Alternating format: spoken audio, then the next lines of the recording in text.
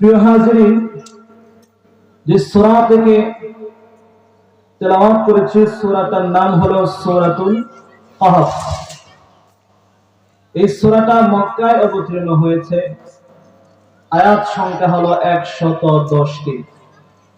সকলকে যদি প্রশ্ন করা হয় উত্তর দিবেন তো ইনশাআল্লাহ? বলেন, সূরাটার নাম কি? আয়াত সংখ্যা কয়টি? 110। সূরাটা নাজিল হয়েছে কোথায়? মক্কায়। আলহামদুলিল্লাহ, এখানে দেখেছি অনেক আলোচক আছেন, আলোচনা করবেন। সময় অল্প, কথা অনেক লম্বা। এজন্য কোন রকম ভূমিকা ছাড়াই আমরা ইনশাআল্লাহ আলোচনার মধ্যে প্রবেশ করব। বর্তমান যে প্রেক্ষাপট,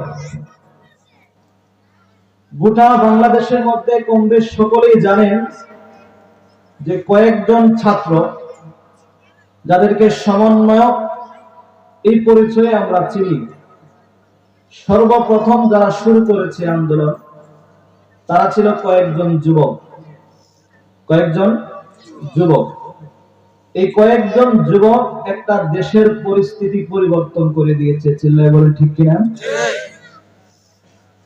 তারা ছিল সর্বপ্রথম 7 জন, একজন মেয়ে, 8 জন ছিল। আমি যে সূরাটা তেলাওয়াত করেছি, এই সূরার ভিতরে আল্লাহ রাব্বুল আলামিন গুরুত্বপূর্ণ একটি বিষয় বর্ণনা করেছেন। আসহাবে কাহাফ, কয়েকজন যুবকদের ঘটনা আল্লাহ রাব্বুল আলামিন বর্ণনা করেছেন। যুবকরা কি পারে, ইসলামে তাদের ভূমিকা কি, যদি আপনি এই সূরাটা নিজে নিজে খুলে পড়েন মোটামুটি একটা ধারণা আপনার হয়ে যাবে। এই সূরাটা নাজিল হওয়ার একটা প্রেক্ষাপট আছে, শানে নজুল আছে, এগুলো আমাদের জানা দরকার আছে। নবী মুহাম্মদুর রাসূলুল্লাহ সাল্লাল্লাহু আলাইহি ওয়াসাল্লামের উপরে যখন কোরআন নাজিল হওয়া শুরু করলো, ওনাকে যখন বলা হলো, হে নবী, আপনি দাওয়াত দেওয়া শুরু করে দিন, মুহাম্মদুর রাসূলুল্লাহ সাল্লাল্লাহু আলাইহি ওয়াসাল্লাম ততক্ষণ পর্যন্ত ভালো ছিলেন যতক্ষণ পর্যন্ত উনি দ্বীনের দাওয়াত দেওয়া শুরু করে নাই। আল্লাহর নবী মুহাম্মদুর রাসূলুল্লাহ সাল্লাল্লাহু আলাইহি ওয়াসাল্লাম দাওয়াত দেওয়া শুরু করলেন, আর ওনার শত্রু বাড়তে থাকলো। আল্লাহর নবী মুহাম্মদুর রাসূলুল্লাহ সাল্লাল্লাহু আলাইহি ওয়াসাল্লামকে থামানোর জন্য বারবার তারা অবাঞ্ছিত উল্টা পাল্টা প্রশ্ন আল্লাহর নবীর শানে তারা বারবার করতে থাকলো। কেমন প্রশ্ন দেখেন, নবী মুহাম্মদুর রাসূলুল্লাহ সাল্লাল্লাহু আলাইহি ওয়াসাল্লামের কাছে এসে কখনো আল্লাহর নবীকে জাদুকর বলে, তুমি জাদুকর, কখনো বলে তুমি জ্যোতিষ, কখনো বলে তুমি পাগল। এক একবার এক একটা কথা আল্লাহর নবীর সাথে তারা ডেলিভারি দেওয়া শুরু করলো। এক সময় সূরাতুল কামারের ঘটনা আসছে, ওটা বড় উদ্দেশ্য নয় না। আল্লাহর নবীর কাছে অনেক দলবল নিয়ে আবু জাহেল আসছে। আবু জাহেল, শোনো, এবার তোমার কাছে আমি কালেমা পড়ে মুসলমান হয়ে যাব, তোমার একটা কাজ করতে হবে। কি কাজ? বলে যে পূর্ণিমার চাঁদ দেখা যায়, ওই চাঁদটা তুমি 2টা ভাগ করে দেখাতে হবে। আল্লাহর নবী বিশ্বনবী সাল্লাল্লাহু আলাইহি ওয়াসাল্লাম একটু আশ্চর্য হয়ে গেলেন যে আসমানের চাঁদ উনি কি করে 2টা ভাগ করবেন। আল্লাহর নবী বিশ্বনবী সাল্লাল্লাহু আলাইহি ওয়াসাল্লাম মানবতার মুক্তির সনদ, দো জাহানের বাদশা আল্লাহর নবী বিশ্বনবী অনেক হতভম্ব হয়ে গেলেন। মনে মনে ভাবতে থাকলেন, সুবর্ণ একটা সুযোগ এসেছে। আবু জাহেল নিজে এসেছে অনেক দলবল নিয়ে, আসমানের চাঁদ 2টা ভাগ করা যায়, তাহলে আমার হাতে হাত রেখে কালিমা পড়ে মুসলমান হয়ে যাবে। আল্লাহর নবী পেরেশান হয়ে গেছে। সঙ্গে সঙ্গে জিবরাইল চলে আসছে। ওগো আল্লাহর নবীজি, আপনি কোনো টেনশন করবেন না, আপনার শাহাদাত আঙ্গুল দ্বারা আপনি ইশারা করেন, ইশারার কাজ হবে আপনার। আমার আল্লাহ বলেছেন বাকি দায়িত্ব হবে আল্লাহর। চিল্লায় বলেন সুবহানাল্লাহ। আল্লাহর নবী দেরি করে নাই, শত শত মানুষের সামনে শাহাদাত আঙ্গুল দ্বারা ইশারা করলেন, পূর্ণিমার চাঁদের দিকে ইশারা করতে দেরি হয়েছে, একটা চাঁদ দুইটা ভাগ হতে দেরি হয় নাই, চাঁদ ভাগ হয়ে গেল। আবু জাহেল বলে, শোনো মুহাম্মদ, এতদিন পর্যন্ত তুমি দুনিয়ার জাদু তোমার জমিনে চলতো, আমরা জানতাম দুনিয়ার জমিনের মধ্যে তোমার জাদু চলে। মুহাম্মদ, না না না, এখন দেখতে পাচ্ছি তোমার জাদু আসমানেও চলে, তুমি ইন্টারন্যাশনাল জাদুকর হয়ে গেছো, তোমার কাছে থাকা যাবে না। চলে গেল, হেদায়েতের কপাল ছিল না। এইভাবে বারবার আল্লাহর নবী মুহাম্মদ রাসূলুল্লাহ সাল্লাল্লাহু আলাইহি ওয়াসাল্লামকে বিরক্ত করত, প্রশ্ন করত, উল্টাপাল্টা প্রশ্ন করত। আল্লাহর নবীকে কোনোভাবে থামানো যায় না। আল্লাহর নবী মুহাম্মদ রাসূলুল্লাহ সাল্লাল্লাহু আলাইহি ওয়াসাল্লামের দাওয়াতের কাজ বিশাল আকারে অগ্রসর হওয়া শুরু করেছে। আল্লাহর নবী মুহাম্মদ রাসূলুল্লাহ সাল্লাল্লাহু আলাইহি ওয়াসাল্লামকে কি করে থামানো যায়? গোটা বেঈমান কাফেররা মিলে একটা বিশাল মিটিং অ্যারেঞ্জ করলো, বিশাল একটা মিটিং সাজালো। এই মিটিং এর মধ্যে আবু জাহেল, উতবা, শাইবা, নজর ইবনে হারিস, ওলীদ ইবনে আবু মুঈন, বড় বড় লিডার, মক্কা যত বড় বড় লিডাররা আছে সবাই একত্রিত হলো যে মুহাম্মদকে কি করে থামানো যায়, আমরা সেই চেষ্টা করব। আল্লাহ নবী মুহাম্মদ রাসূলুল্লাহকে কোনোভাবে থামানো যায় না। তারা কি করলো? একটা পরামর্শ করলো যে সত্যিকারের নবী কিনা আগে সেটা আমাদের জানা প্রয়োজন। আমরা যে বাধা দিচ্ছি আমাদের এটা জানা প্রয়োজন সে সত্যিকারের নবী কিনা। বলে কি করে জানা যাবে? বলে একটা কাজ করা হোক, যাদের কাছে তাওরাত নাযিল হয়েছে, যাদের কাছে জাবুর নাযিল হয়েছে, ইনজিল নাযিল হয়েছে, ওরাই জানতে পারবে সত্যিকারের নবী কিনা। ওরা কোথায় থাকে? এরা থাকে মদিনাতুল মুনাওয়ারায়।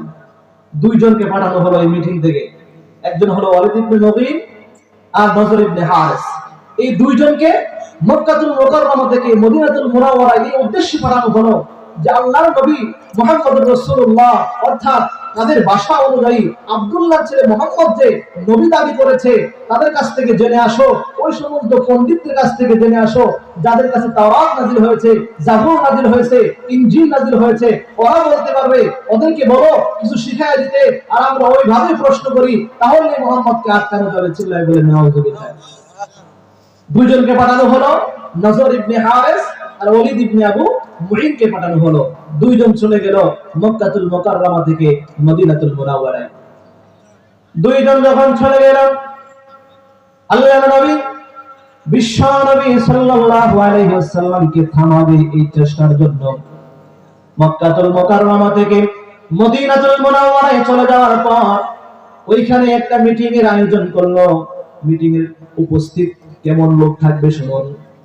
ওইখানে তাওরাতের উপরে নাযিল হয়েছিল এমন লোক থাকবে, তাওরাতের পণ্ডিত, জাবুরের পণ্ডিত, ইনজিলের পণ্ডিত, বিশাল বড় বড় মানুষদেরকে নিয়ে দুইজন ব্যক্তি মিটিং এর মধ্যে উপস্থিত হলো। আল্লাহর পয়গম্বরের জীবনের শুরু থেকে শেষ পর্যন্ত অর্থাৎ 40 বছর পর্যন্ত যেখানে নবুয়তি পেয়েছে এমন সময় শুরু থেকে শেষ পর্যন্ত বর্ণনা করলো। সবাই উপস্থিত, সবাই আশ্চর্য হয়ে গেল। আর ওই দুইজনকে বলতেছে, শোনো, তোমরা যেই বর্ণনা দিয়েছো কোন রকম সন্দেহ ছাড়া উনি সত্যিকারের নবী। চিল্লায় বলেন সুবহানাল্লাহ। কোন রকম সন্দেহ ছাড়া যে বর্ণনা দিয়েছো যদি সত্যি হয় নবী। কিন্তু তাকে সঠিক যাচাই করার জন্য 3টা প্রশ্ন শিখিয়ে দেই। এই 3টা প্রশ্ন তার কাছে গিয়ে করবা। যদি 3টা প্রশ্নের উত্তর সঠিক করে দিতে পারে তাহলে বিশ্বাস করে নিবা, মেনে নিবা সে সত্যিকারের নবী। তার বিরোধিতা করে পশ্চিম কালেও কোনো লাভ হবে না, পশ্চিম কালেও কোনো লাভ হবে না। চিরন্তর তার বিজয় আল্লাহ রাব্বুল আলামিন দিবে। চিল্লায় বলেন ঠিক কিনা? আল্লাহর নবীকে অপমান অপদস্থ করার জন্য ওই সময় থেকে শুরু করে আজ পর্যন্ত চেষ্টা হচ্ছে কি হচ্ছে না? আল্লাহর নবী আমাদের প্রাণের স্পন্দন। আল্লাহর নবীকে এখনো দেখা যায়, ওই সময় আল্লাহর নবীর সাহাবী ছিল মাত্র 40 জন, কিন্তু এখন গোটা বিশ্বের মধ্যে আল্লাহর নবীর 1 জন 2 জন নয়, লক্ষ লক্ষ আশিক রাসূল আছে যারা আল্লাহর নবীর ইজ্জতের হেফাজত করার জন্য নিজের জীবন দিবে, রক্ত দিবে, এরপরেও আল্লাহর নবীর ইজ্জতের হেফাজত করে যাবে। চিল্লায় বলেন ঠিক কিনা?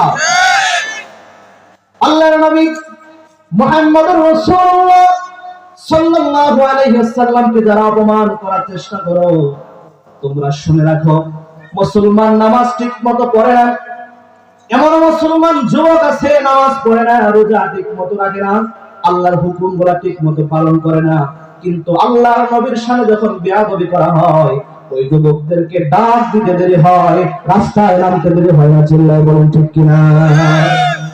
এমন মানুষ আছে আল্লাহর হুকুমগুলো অন্য অন্য হুকুমগুলো পালন করে না, কিন্তু ইসলাম রক্ষার জন্য আল্লাহর নবীর ইজ্জতের হেফাজত করার জন্য যখন ডাক দেওয়া হয়, ডাক দিতে দেরি হয়, রাস্তায় নামবে, রক্ত যাবে নাকি জীবন যাবে পরোয়া করে না, রাস্তার মধ্যে বের হয়ে আসে। চিল্লায় বলেন ঠিক কিনা?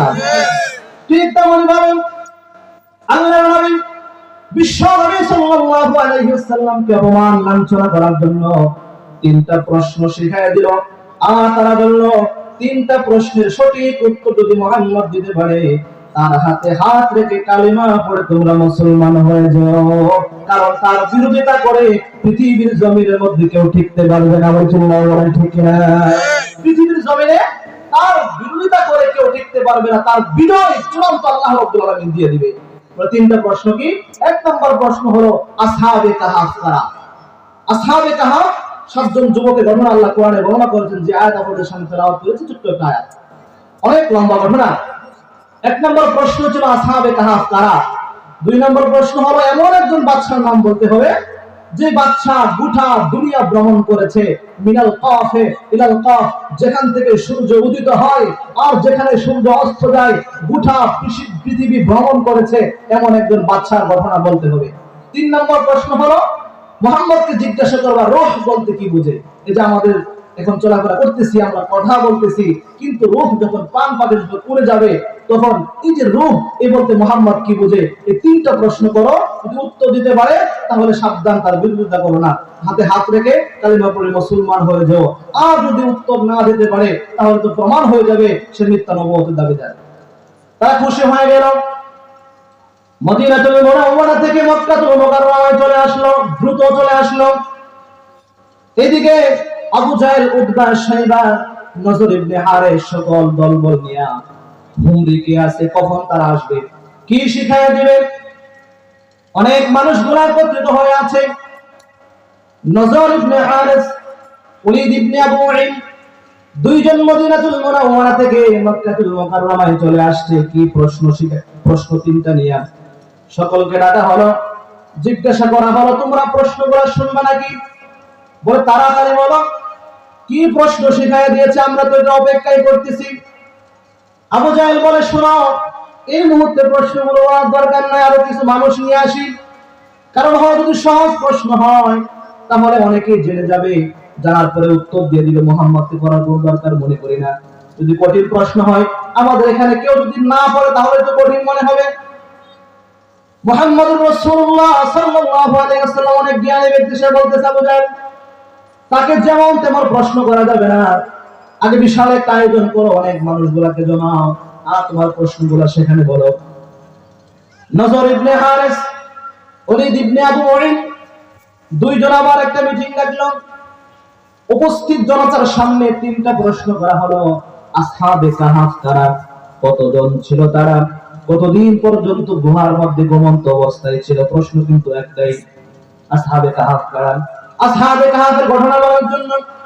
দুই নম্বর প্রশ্ন হলো তোমরা বলো তো দেখি এমন একজন বাদশার নাম যে গোটা পৃথিবী ভ্রমণ করেছে, মিনাল কাফ ইলাল কাফ, যেখান থেকে সূর্য উদিত হয় আর যেখানে সূর্য অস্ত যায়, গোটা পৃথিবী ভ্রমণ করেছে, এমন একজন বাদশার নাম বলো। তিন নম্বর প্রশ্ন হলো রূহ বলতে তোমরা কি বুঝো? তিনটা প্রশ্ন যখন সকলের সামনে করা হয়েছে সকলে একবারে হা করে তাকায় আছে। এমন প্রশ্ন তো আমরা করতে জানবো, এমন প্রশ্ন কোথায় থেকে আমরা জানবো? ওই সময় জামানাটা ছিল আইনে জাহিলিয়াতের যুগ, সবচেয়ে মূর্খের জামানা। ওই সময় দাওয়াতের কাজ বন্ধ ছিল। এখন অনেকেই বলে ওয়াজ মাহফিলে কি ফায়দা হয়? ওয়াজ মাহফিলে কি ফায়দা হয়? মানুষগুলো কি হেদায়েত পায়? নামাজ পড়ে, ওয়াজ মাহফিলে পড়ে, এগুলো বলে না, প্রশ্ন করে না? আরে ভাই ওয়াজ মাহফিলে ফায়দা নাই মানে? হযরত ঈসা আলাইহিস সালাতু ওয়াস সালাম থেকে মুহাম্মদ রাসূলুল্লাহ সাল্লাল্লাহু আলাইহি ওয়াসাল্লামের সময় মাত্র 500 বছরের গ্যাপ ছিল। 500 বছরের 500 বছরের গ্যাপ ছিল। ওই সময় দাওয়াতের কাজ বন্ধ ছিল। কেমন অবস্থা হয়েছে? জাহিলি যুগ কিয়ামত পর্যন্ত আসবেও না আর ছিলও না, সবচেয়ে নিকৃষ্টতম যুগ এই জাহিলি যুগে পরিণত হয়েছে। এমন যুগ পরিণত হয়েছে, মনে করেন উদাহরণস্বরূপ একটা মহিলা পেটের মধ্যে বাচ্চা, দুই বন্ধু বসা, একজন আরেকজনকে জিজ্ঞাসা করতেছে যে মহিলাটা যাচ্ছে, বলতো এটা পেটের ভিতরে ছেলে নাকি মেয়ে? তো একজন বলতেছে যে এটা তো ছেলে, আরেকজন বলে যে না মেয়ে। বলে তাহলে বাজি ধরে ফেলি, ছেলের পক্ষে বাজি মেয়ের পক্ষে বাজি। কি করে?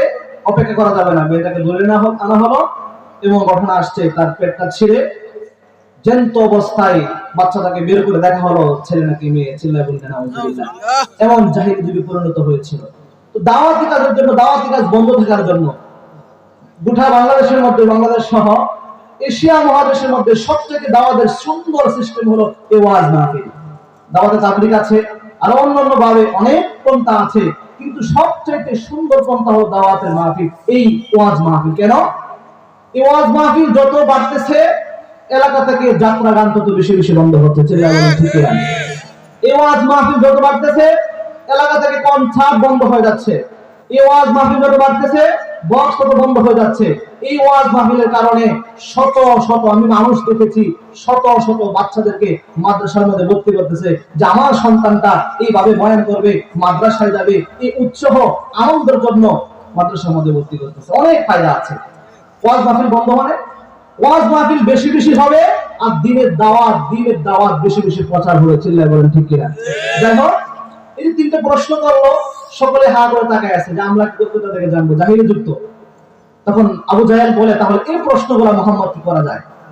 মুহাম্মদ সাল্লাল্লাহু আলাইহি সাল্লামকে খবর দেওয়া হলো তোমার কাছে আমরা আসতেছি কয়েকটা প্রশ্ন নিয়ে, যদি উত্তর দিতে পারো বিশ্বাস করে মুহাম্মদ আমরা কালেমা পড়ে মুসলমান হয়ে যাব। আল্লাহ নবী খুশি। অনেক মানুষকে একত্রিত করা হলো, মুহাম্মদ সাল্লাল্লাহু আলাইহি ওয়াসাল্লামকে আনা হলো। বলে মুহাম্মদ তোমাকে সহজ তিনটা প্রশ্ন করা হবে, সহজ তিনটা প্রশ্নের উত্তর দিতে পারো তাহলে বিশ্বাস করো। এতদিন তো মিথ্যা কথা বলছি, উল্টা পাল্টা কথা বলছি, এখন দেখো আমি একা আসি নাই, আমার সাথে প্রত্যেকটা গোত্রের, মক্কার প্রত্যেকটা গোত্রের লোক আসছে, আমরা সকলেই সাক্ষী দিচ্ছি আমরা কালেমা পড়ে মুসলমান হয়ে যাব। কেন? এই প্রশ্নগুলো যেমন তেমন প্রশ্ন না, এটা তাওরাত, জাবুর, ইনজিলে যারা পণ্ডিত তাদের কাছ থেকে আনা হয়েছে। এই তিনটা প্রশ্নের উত্তর দাও আর আমরা কালেমা পড়ে মুসলমান হয়ে যাব। তিনটা প্রশ্ন কি? মুহাম্মদ বলো আসহাবে কাহাফের ঘটনা। দুই নম্বরে হলো মুহাম্মদ ওই ব্যক্তির নাম বলো, পরিচয় বলো, ঘটনা বলো যে গোটা বিশ্ব এ করেছে, ভ্রমণ করেছে। আর তিন নম্বর প্রশ্ন হলো লোক বলতে তুমি কি বোঝো? আল্লাহর নবী মুহাম্মদুর রাসূলুল্লাহ সাল্লাল্লাহু আলাইহি ওয়াসাল্লামের কাছে প্রতিদিন ওহী নাযিল হয়, প্রতিদিন জিবরাইল আসে কোন না কোন সময় কোন একটা ঘটনা নিয়ে। আল্লাহর নবীর কাছে তো প্রতিদিন আসছে। আল্লাহর নবী বিশ্বনবী সাল্লাল্লাহু আলাইহি ওয়াসাল্লাম ভাবলেন হয়তোবা একটু পরে বা আগামী কালকে চলে আসবে। আল্লাহর নবী মুহাম্মদুর রাসূলুল্লাহ সরল মনে বলে ফেললেন আমি ততক্ষণ পর্যন্ত কোনো কিছু বলতে পারি না যতক্ষণ পর্যন্ত জিবরাইল আমার কাছে ওহী না নিয়ে আসে। আর জিবরাইল ততক্ষণ পর্যন্ত কিছু বলে না যতক্ষণ পর্যন্ত আমার আল্লাহ কিছু না বলেন। উনি সরল মনে বলে ফেললেন আগামী কালকে আসবেন, আপনাদের সকল প্রশ্নের জবাব আগামী কালকে দিব। আল্লাহর নবী মুহাম্মদুর রাসূলুল্লাহ এই বিষয়টা উপলব্ধি করে নেন। ইনশাআল্লাহ বলতে উনি ভুলে গেছে। ইনশাআল্লাহ বলে নাই, উনি বললেন আগামী কালকে আপনারা আসবেন, আপনাদের সকল প্রশ্নের জবাব দিয়ে দিব। ঠিক আগামী কালকে একই সময় আসলো বিশাল দলবল নিয়ে। এরা তো অনেক খুশি, এরা অনেক খুশি যে আজকে দিতে পারে নাই আগামীকাল থেকে দিবে। যদি সে জানতো তাহলে অবশ্যই আজকে প্রশ্নের উত্তর দিয়ে দিত। সে জানে না, তারা খুশি, তারা এই প্রচারটা ব্যাপক হারে করতে শুরু করবে। ব্যাপক হারে মনে করেন এখানে লোক আছে 100 জন, প্রথম দিন 100 জন লোক ছিল উদাহরণস্বরূপ, দ্বিতীয় দিন আসলো 300 লোক, 3 ভাগ বেশি লোক আসছে। আয়সা বলেছে মুহাম্মদ প্রশ্নের উত্তর দেওয়া নাই, আল্লাহ নবীর কাছে তো ওহী আসে না। একদিন চলে গেল, দ্বিতীয় দিন চলে গেল, তৃতীয় দিন চলে গেল, একে একে আল্লাহর নবী মুহাম্মদুর রাসূলুল্লাহর কাছে একে একে 14 দিন 15 দিন পর্যন্ত ওহী বন্ধ ছিল। অবস্থা একটু বিবেচনা করে দেখুন, 15 দিন ওহী বন্ধ থাকার পরে আবু জাহেল, উতবা, শাইবা, নজর ইবনে হারিস, ওয়ালিদ ইবনে আবু মুগীর এরা কি পরিমাণ ষড়যন্ত্র, কি পরিমাণ আল্লাহর নবীর শানে বেয়াদবি করেছে। এখন একটু অবস্থা জায়গা দেখেন না, যদি একটু আপনি ভুল করতে পারেন, একটু ভালো অবস্থানে আপনি আছেন, মনে করেন মাদ্রাসার এই যে মাদ্রাসা চালায় সাহায়েক, সে একটু ভালো অবস্থানে আছে, মনে করেন আলহামদুলিল্লাহ, সে যদি একটু ভুল করতে পারে তার বিরোধী যারা আছে দেখবেন সমালোচনা, বিশেষ করে চায়ের দোকানগুলোতে সমালোচনা কারে করে, সমালোচনা খালি করে একজন আরেকজনের বিরুদ্ধে সমালোচনা করতেই থাকে যেন গীবত যেন ঘি ভাতে পরিণত হয়েছে। ঠিক কিনা?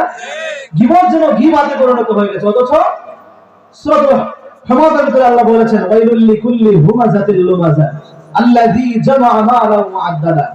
আল্লাহ বলেছেন ওয়াইলুল লিকুল্লি হুমাযাতিল লুমাযা, দুর্ভাগ্য তাদের জন্য যারা মানুষের সামনে এবং পিছনে নিন্দা করে। আল্লাযী জামাআ মালাহু ওয়া আদ্দাদা ইয়াহসাবু আন্না মালাহু আখলাদা কাল্লা লা ইউনবাযান্না ফিল হুতামা। জাহান্নামে হুতামা নামের একটা স্থান আছে ওই ব্যক্তিদের জন্য যারা মানুষের সামনে এবং পিছনে নিন্দা করে। চিল্লায়ে বলেন নাউযুবিল্লাহ। তাহলে আল্লাহর নবী একদিন দুই দিন নয় 15 দিন পর্যন্ত আল্লাহর নবীর কাছে ওহী আসে না। মানুষগুলা কি পরিমাণ খুশি হয়েছে, কাফের বেঈমানেরা কি পরিমাণ খুশি হয়েছে। এখন অবস্থা একটু তাকায় দেখেন, মানুষের ক্ষতি মানুষে কেমনে করে, তখন আল্লাহর নবীর ক্ষতি করার জন্য কেমন চেষ্টা করেছে। এখন বর্তমান যদি একটু তাকায় দেখতে পারেন, আপনার বিরোধী যারা আছেন, যদি আপনি একটা ভুল করতে পারেন, ভুলটা কেমন ভাবে প্রচার করে, এমন ভাবে প্রচার করে যেন এটা তার দায়িত্ব এবং কর্তব্য হয়ে দাঁড়ায়। চিল্লায় বলেন ঠিক কিনা? আইরে সাদের দুনিয়ায় মানুষ পাওয়া বড় দায়, মানুষ দেখতে চলো এবার জাদুঘরে যায় সবাই। আইরে সাদের দুনিয়ায় মানুষ পাওয়া বড় দায়, মানুষ দেখতে চলো এবার জাদুঘরে যায় সবাই। রাস্তাঘাটে যায় না চলা ওই মানুষের ভিড়ে, ওই ভিড়ের মাঝে আবার কেহ অন্যের পকেট মারে। চিল্লায় বলেন ঠিক না? কি আপনাদের এখানে চোর নাই, ডাকাত নাই, চাঁদাবাজ নাই? তাহলে মুখটা বন্ধ কেন? রাস্তাঘাটে যায় না চলা ওই মানুষের ভিড়ে, ওই ভিড়ের মাঝে আবার কেহ অন্যের পকেট মারে।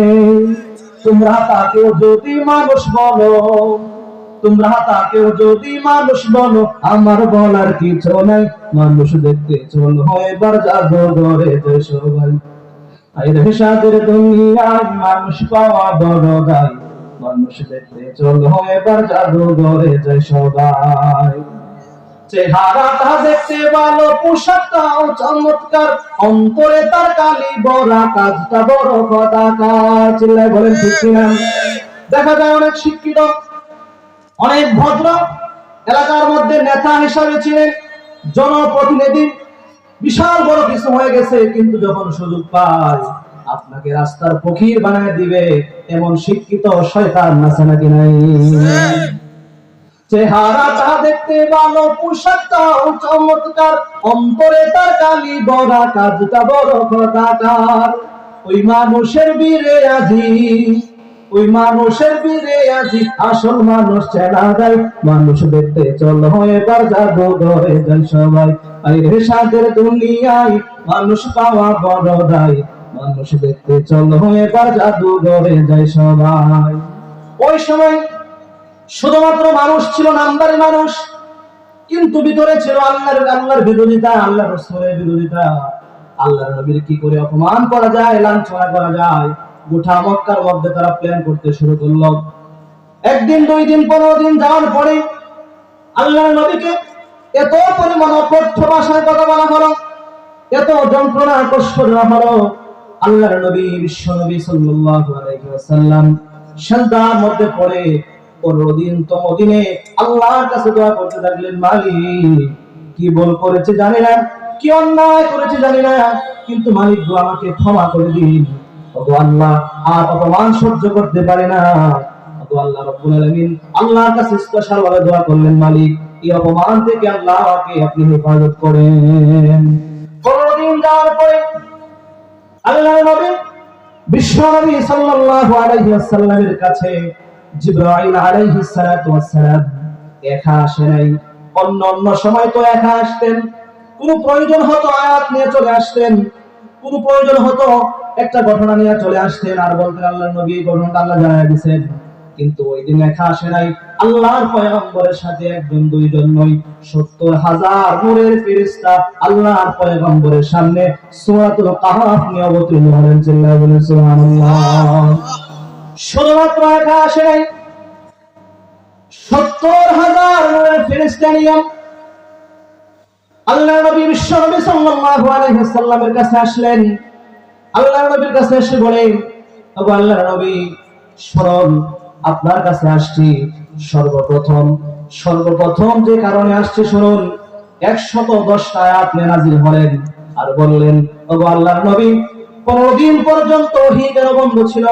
আল্লাহ রাব্বুল আলামিন তা জানায় দিলেন, ওয়ালা তাকুলান্না লিশাইইন ইন্নী ফাইলুন যালিকা গাদা ইল্লা আন ইয়াশা আল্লাহ। নবী মুহাম্মদ 15 দিন পর্যন্ত ওহী কেন বন্ধ ছিল জানুন? আপনি অবশ্যই কোনো সময় বলবেন না, ওয়ালা তাকুলান্না লিশাইইন ইন্নী ফাইলুন যালিকা গাদা ইল্লা আন ইয়াশা আল্লাহ। ইন ফিউচার, ভবিষ্যতের কোনো কিছু বলার সময় আপনি কখনো ইনশাআল্লাহ ছাড়া বলবেন না। যখনই বলবেন তখন ইনশাআল্লাহ বলবেন। এই কারণে একদিন 2 দিন নয়, 15 দিন পর্যন্ত ওহী বন্ধ ছিল। যাই হোক, দাওয়াতি মেহমান আমাদের